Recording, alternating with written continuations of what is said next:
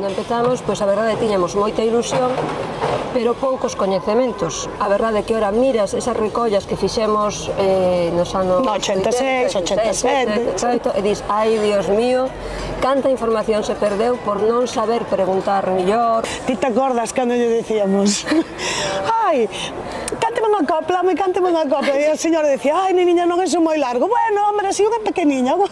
E claro, que era para nós unha copla? Pois un cuarteto. E que para os vellos unha copla? Esas historias enormes que traían os vellos. Lémbrome que logo Milladoiro fixeron o 10º aniversario e aínda non existía Leilía. E eles dicían, tedes que montar un grupo, texto moito noso e moito terra, e vos tedes que facer un grupo de pandeireteiras. E bueno, pois no 89 así o fixemos, non?